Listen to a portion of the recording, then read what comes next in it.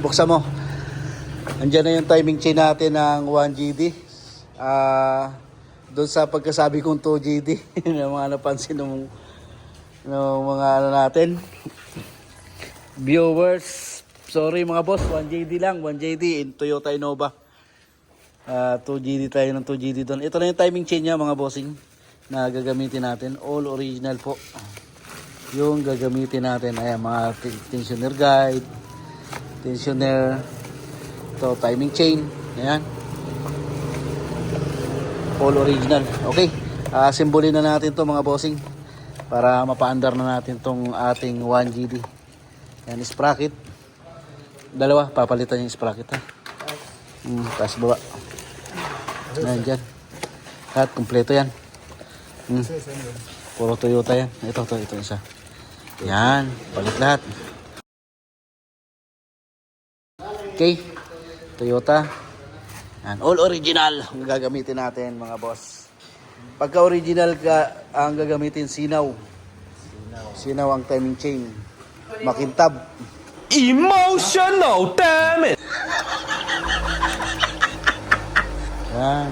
Kompleto yan. Pati ito. Yan. Buksan mo lahat. Latag mo na. Ayan o. Ayan o. Kompleto yan. Latag mo na yung mga chain. Buksan mo na. Mga sprocket. Ayan. Para isang assemble. Buksan mo lahat, ban. Buksan mo lahat. Tapos yung mga luma, ban, ipunin mo ha.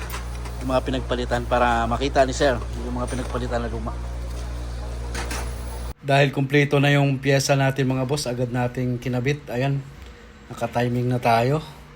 Ito naman yung sa pressure pump, sa crankshaft. Ayan, sundin nyo lang po. Napakadali lang i-timing ng mga ganitong 1GD na Toyota Innova. Kahit mga 2GD mga boss, ganito lang din ang procedure ng pag-timing sa timing chain natin. Alright mga boss, titingnan natin kung tatahimik na ba yung andar nito pagkatapos nating malinis ang oil sludge at pinalitan ng buong timing chain na isang set. Ayan, pagka nabuo, paandarin kaagad natin yan. Timing chain, tapos na. Cover na lang, cover. Ayan, nakasampa na yung mga panggilid na lang ang kinakabit mga boss. Yan, mga socket ng injector sa mga sensor niya. Ayan, malapit na to mga boss. Papaandarin na natin to. Sali na nga tayo ng langis dito mga boss. Polysynthetic ang ginamit natin dito sa ating Toyota Innova mga bossing.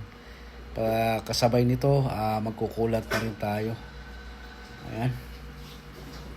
Sinasali na ng ating mga kalyabi. Tapos nag-ano rin tayo dito mga boss, nag-EGR cleaning kasi sobrang dumi ng EGR nito. Nakita nyo naman sa part 1 ito, sobrang barado rin yung mga intake nya. Halos nakatakip na yung butas. Ito naman, coolant. Tapos pagkatapos nito, start na tayo. Tingnan na natin yung under nito kung okay na.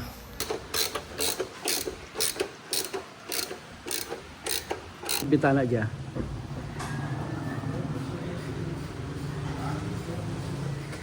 Okay, start.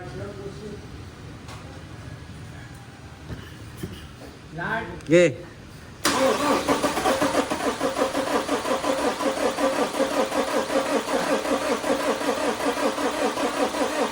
Oh, pahinga. Yeah.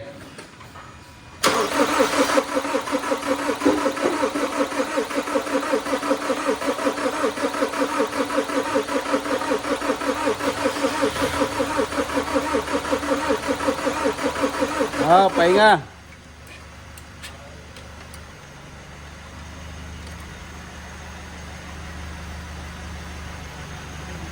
Nakasaksak yung ano nito, sakit ng throttle. Okay.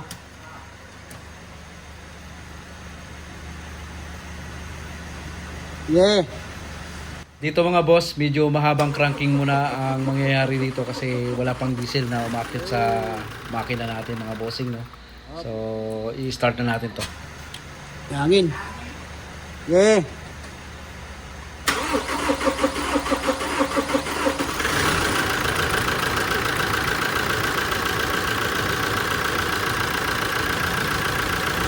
Patay yung ano sa langis.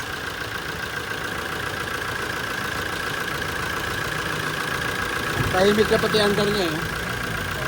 Ha? Ito Jay, pakiklam na nito Jay.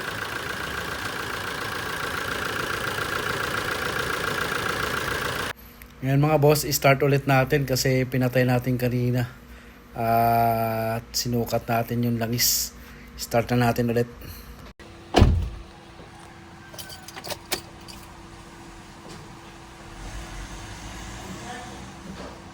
Start daw?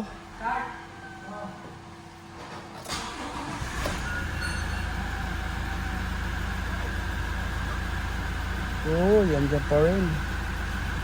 Ayun.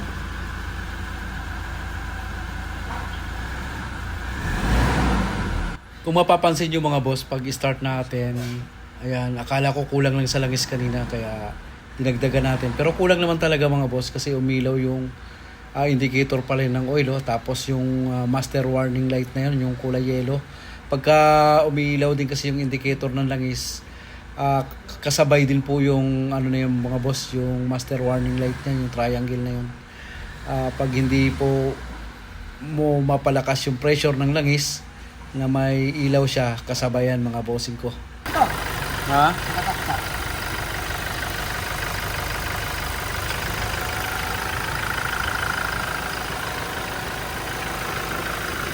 Kasaksak naman.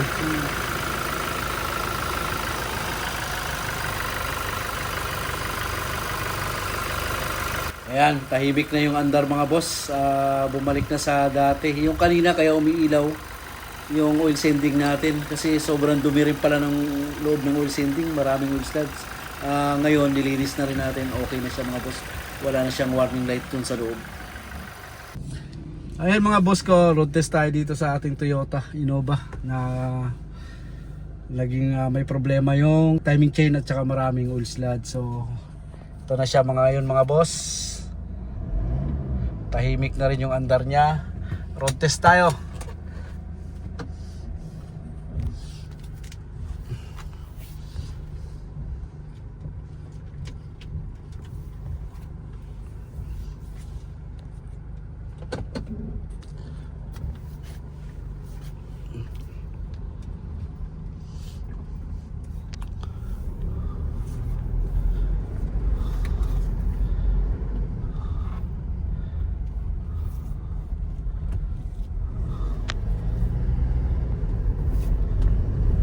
Yung mga bossing ko, nagro-road test pa rin tayo rito sa ating Toyota bago natin i-release sa may-ari, no? So, may kunting sharing lang mga boss sa nangyari dito sa Toyota Innova. Umilaw yung indicator, yung kanyang oil indicator, no? Lumutang yung oil indicator niya. So, hindi na namamatay. Yun, sign talaga na maraming oil slugs o barado yung mga butas ng daanan ng langis dahil sa oil slugs mga boss, kaya lumulutang yung indicator, sign ng oil indicator. So pag mga ganito mga boss, no, pag nangyari din sa inyo mga 1GD, 2GD mga boss, yan minsan ito, pagka lumutang yung sign ng indicator, yung master sign na yan, yung triangle na yan mga boss, yung may pointer na yan, iilaw din yan mga boss. Hindi rin mamamatay yan. Pagka tinakbo mo na nakailaw yung indicator ng oil at saka yung master sign na yan, pag tinakbo mo yan, magbabaser yan mga boss. Ang ingay sa loob. Kaya kailangan mo talagang linisin yung kanyang oil slugs, yung triangle na sign na yun, kasabay din yun sa oil indicator mga boss. Pagka hindi nyo mapatino yung pressure ng langis, hindi nyo mapalakas, iilaw din yung master sign na yun. Saka yan, mag-iingay pagka tinakbo nyo na may nakailaw. Ayan mga boss, konting share lang. Okay na tong Toyota Innova natin. Pwede na natin i-release to mga boss. Wala na yung oil indicator. Okay na siya. Dati lumulutang kagad yung oil indicator. Ngayon wala na mga bossing.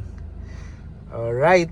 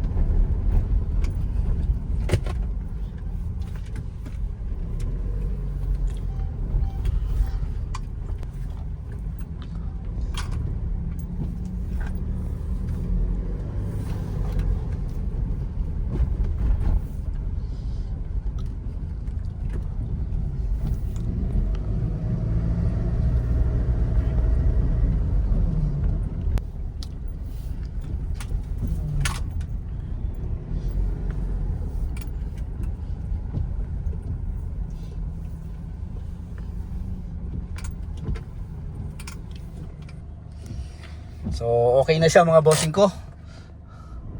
Ayan. Alright.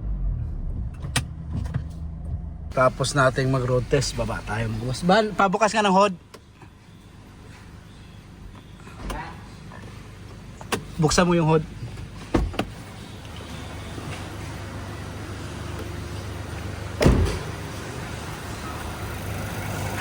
Kalimit ni Andar oh. Ha? Wala na yung kagaya dati na kumakalansing. Dito walang talsik.